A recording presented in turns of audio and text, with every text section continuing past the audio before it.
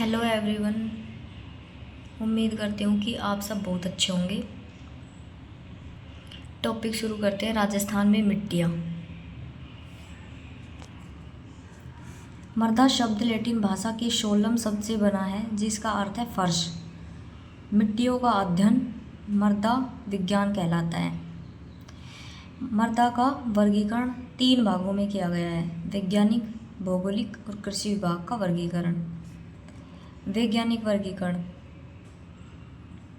America के वैज्ञानिकों के आधार पर राजस्थान की मिट्टियों को 5 भागों में बांटा गया है, जिसमें एंटीसोल, एरिडोसोल, इंसेप्टिसोल, अल्फीसोल और वर्टिसोल्स आती है। एंटीसोल्स राजस्थान के पश्चिम भाग में स्थित सभी जिलों में पाई जाती है। सर्वाधिक क्षेत्र में विस्तृत है। इसके 2 उपमृदाकण हैं, सोमेन्स और फ्लूवेंट्स। एंटीसोल के 2 उपमृदाकण, सोमेन्स और फ्लूवेंट्स। एरिडोसोल्स अर्धशुष्क जलवायु प्रदेश में पाई जाती है। इसके जिले हैं जोधपुर, पाली, जालोर, नागौर, डीडवाना, कुचामन, चूरू, सीकर और झुंझुनू। इसका मृदा उपगण ऑर्थिड है, जिसके अंतर्गत कैम्बो ऑर्थिड्स, कैल्सियोर्थिड्स, सैलोऑर्थिड्स राजस्थान में पाए जाते हैं। इंसेप्टिसोल्स उप आर्द्र जलवायु में पाई जाती है और जिले हैं सिरोही, पाली, राजसमंद, उदयपुर, भीलवाड़ा, सलूंबर, चित्तौड़गढ़। और इस मृदा का उपकण ओस्टोक्रेप्स। एल्फीसोल्स जलोढ़ मिट्टी। जलोढ़ मिट्टी आर्द्र जलवायु प्रदेशों में मिलती है और इसके जिले अलवर, खैरतल, तिजारा, जयपुर, दौसा, डीग, कोटपुतली, बहरोड, भरतपुर, करौली, टोंक, सवाई माधोपुर, धौलपुर। और इसके मृदा उपकण हैप्लूस्टाल्फस।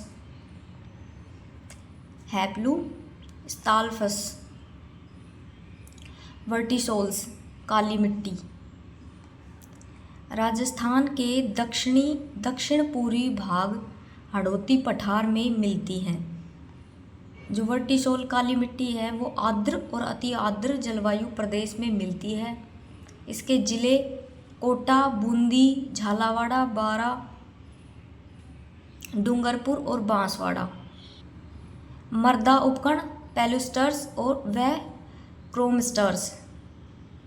वर्टिसोल 5 प्रकार की मिट्टी वैज्ञानिक वर्गीकरण के आधार पर।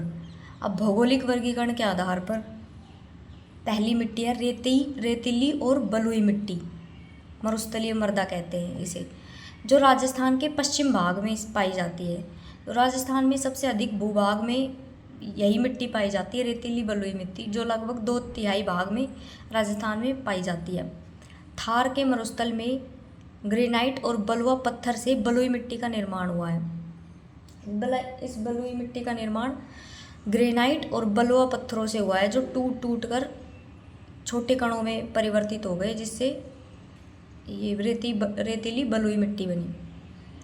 कैल्शियम फास्फेट की अधिकता व नाइट्रोजन की कमी होती है इस मिट्टी में। इसे मोटे कण वाली मिट्टी, जो पहले नदियों द्वारा लाई गई थी, पहले ये उपजाऊ थी लेकिन अब ये अनुपजाऊ है और उसमें लवणता अधिक होती है। यह मृदा पवनों द्वारा विस्थापित होती रहती है। मिट्टी के कण मोटे होते हैं, इसलिए इसमें जल धारण की क्षमता कम होती है, मतलब इसमें नमी कम होती है। जिले कौन कौन से जिलों में पाई जाती है? जैसलमेर, बाड़मेर, बालोतरा, बीकानेर, जोधपुर, फलोदी, नागौर, चूरू, सीकर और झुंझुनू जिले में पाई जाती है।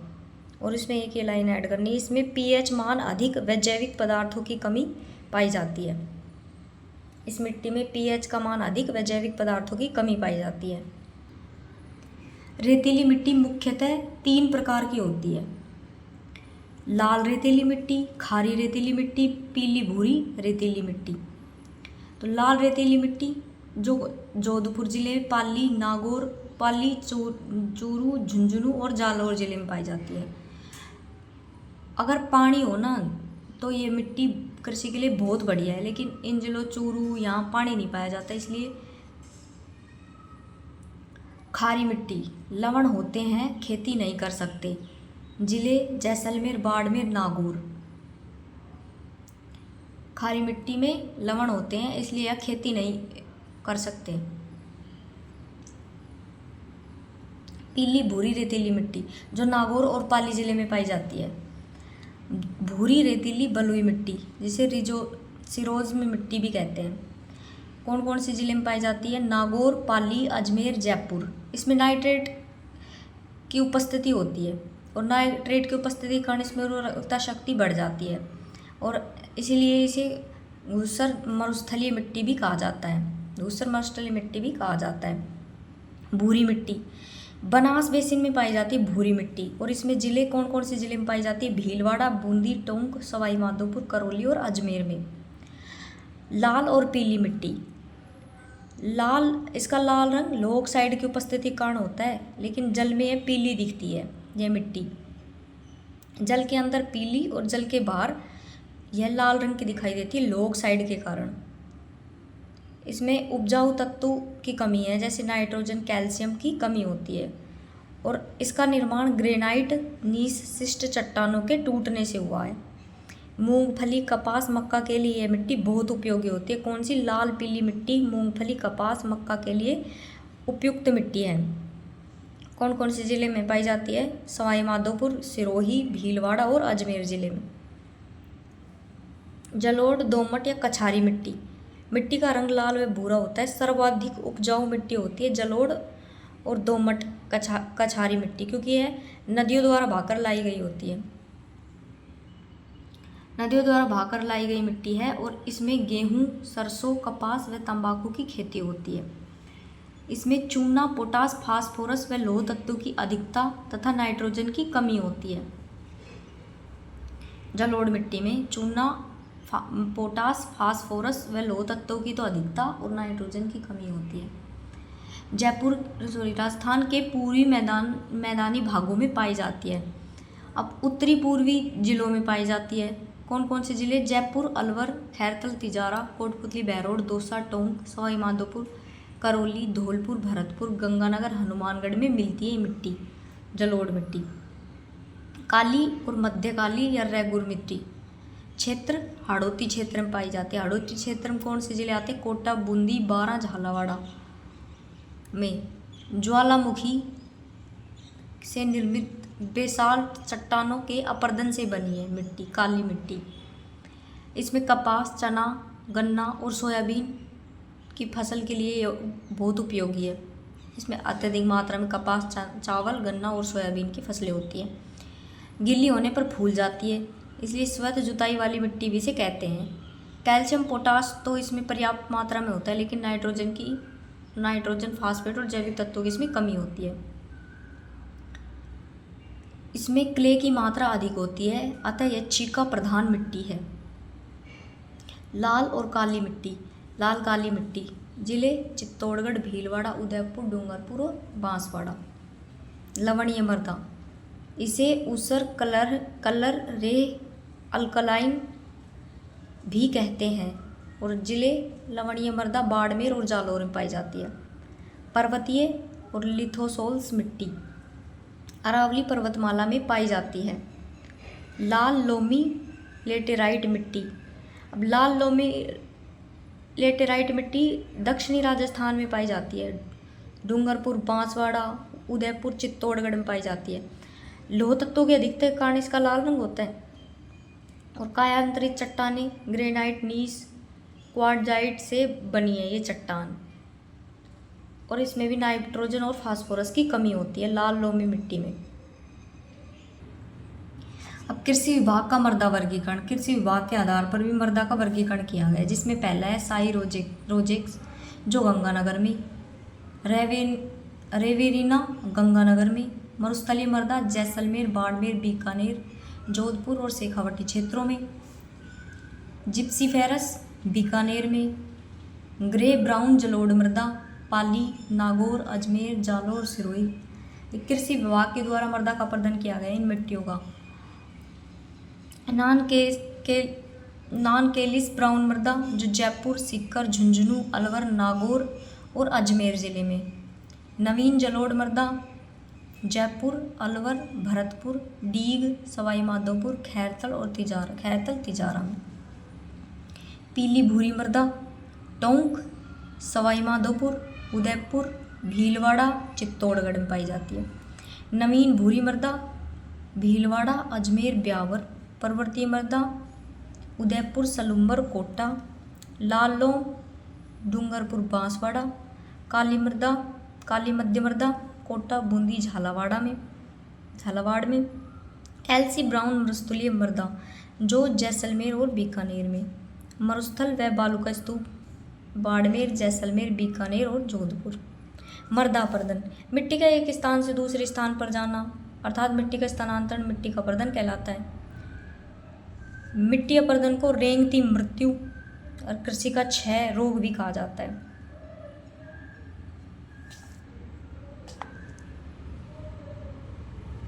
राजस्थान में दो प्रकार का मृदा अपरदन होता है, एक वायु अपरदन, एक जल अपरदन। तो वायु अपरदन राजस्थान का सर्वाधिक प्रभावित क्षेत्र है जो वायु अपरदन से होता है, मतलब वायु अपरदन सर्वाधिक होता है राजस्थान में। वायु से मिट्टी के कण एक स्थान से दूसरे स्थान पर उड़कर चले जाते हैं, इसे वायु अपरदन, क्षैतिज या परत अपरदन कहते हैं। राजस्थान में सर्वाधिक वायु अपरदन वाला जिला जैसलमेर और न्यूनतम अपरदन वाला जिला धौलपुर है। जल अपरदन जो जल के साथ भाव के साथ मिट्टी कट के चली जाती है उसे जल अपरदन कहते हैं, मिट्टी का अपरदन होता है। सर्वाधिक प्रभावित चंबल का प्रदेश और संपूर्ण हाड़ौती का पठार जल अपरदन से प्रभावित है। सर्वाधिक जल अपरदन वाला जिला कोटा है।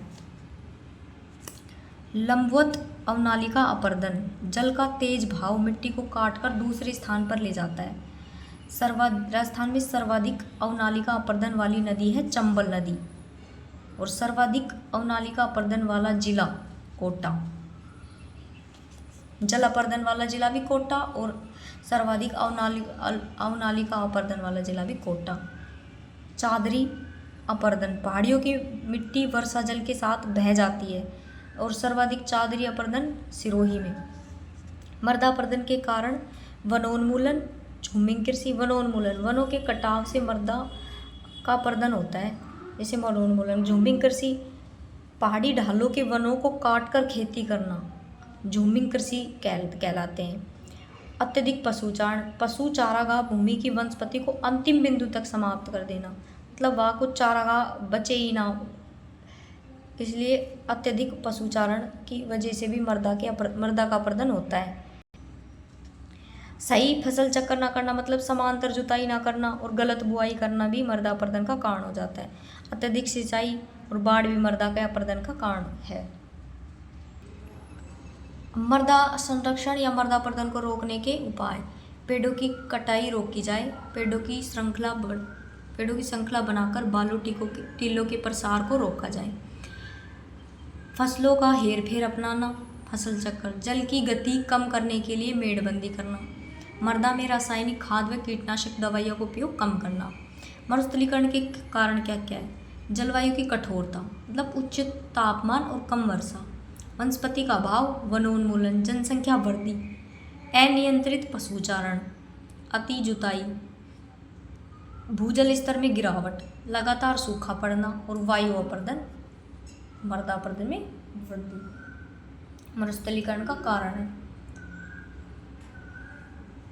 सेम या जलाधिक्यता की समस्या, मतलब जहाँ जल अधिक होता है वहाँ की समस्या। सेम जलाधिका की समस्या। मरुस्थल में जमीन के नीचे चूने का विस्तार है जिसके कारण नहरों व नदियों का पानी जमीन की अत्यधिक गहराई तक नहीं जा सकता। वहाँ दलदल की समस्या हो जाती है जो सेम और जलाधिकता कहलाती है, मतलब जल की अधिकता होना जलाधिकता कहलाती है। जलाधिकता। सेम से सर्वाधिक प्रभावित जिला हनुमानगढ़ और गंगानगर।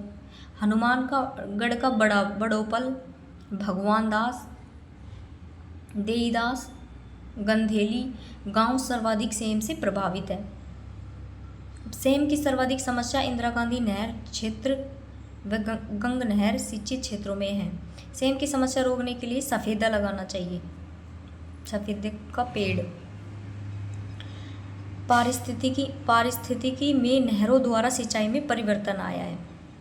अब मृदा गुण, जब मृदा का pH 7 से कम हो तब मिट्टी अम्लीय, और pH का मान 7 से अधिक है तो मिट्टी क्षारीय मतलब लवणीय होगी। जब मिट्टी अम्लीय होगी तो उसमें चूने की मात्रा कम होती है। यदि pH का मान 7 हो तो मिट्टी उदासीन होती है। अम्लीय मिट्टी के समाधान के लिए चूने का प्रयोग करें, क्योंकि अम्लीय मिट्टी में चूने की मात्रा कम पाई जाती है, तो अम्लीय मिट्टी के समाधान के लिए चूने का प्रयोग करें। राजस्थान के पश्चिमी भाग जोधपुर पाली में लवणीयता की समस्या सर्वाधिक है। लवणता, खारापन, क्षारीयता की समस्या के लिए जिप्सम का उपयोग करें। जिप्सम डाला जाता है मिट्टी में। मिट्टी के निचली सतह से ऊपर की ओर जल रिसाव से मिट्टी अम्लीय व क्षारीय हो जाती है। अब मृदा के पोषक तत्व, मृदा के पोषक तत्वों में जैविक कार्बन, फास्फोरस और पोटास। द्वितीय व सूक्ष्म पोषक तत्व सल्फर, जस्ता, लोहा, तांबा, मैग्नीज व बोरोन। मृदा के मुख्य घटक है खनिज कण, ह्यूमस जिसे जैविक खाद भी कहते हैं, जल तथा वायु। राजस्थान बंजर भूमि व चारागाह विकास बोर्ड, राजस्थान की जो बंजर भूमि और चारागाह को विकसित करने के लिए 22 दिसंबर 2016 को राजस्थान बंजर भूमि व चारागाह विकास बोर्ड के नाम से पुनर्गठन किया गया। यह ग्रामीण विकास व पंचायती राज विभाग द्वारा क्रियान्वित है। इतने को 22 दिसंबर 2016 को चारागाह और बंजर भूमि को विकसित करने के लिए पुनर्गठन किया। महत्वपूर्ण शब्दावली हकत बकत, जो सिंचाई कृषि के लिए उपयुक्त भूमि होती है उसे हकत बकत कहते हैं। खसरा, भूमि का क्षेत्र जिसमें गांव का नक्शा व सारी जमीन का ब्यौरा होता है उसे खसरा कहते हैं। बंजर भूमि, जो बेकार भूमि होती है जिसमें कृषि नहीं होती उसे बंजर भूमि कहते हैं। अब राजस्थान में सर्वाधिक बेकार भूमि जैसलमेर, राजसमंद और बीकानेर में पाई जाती है। प्रतिभूमि, भूमि का उपजाऊपन बढ़ाने के लिए किसानों द्वारा 1-2 वर्ष के लिए खाली छोड़ी गई भूमि उसे प्रतिभूमि कहते हैं। आज का टॉपिक हुआ समाप्त।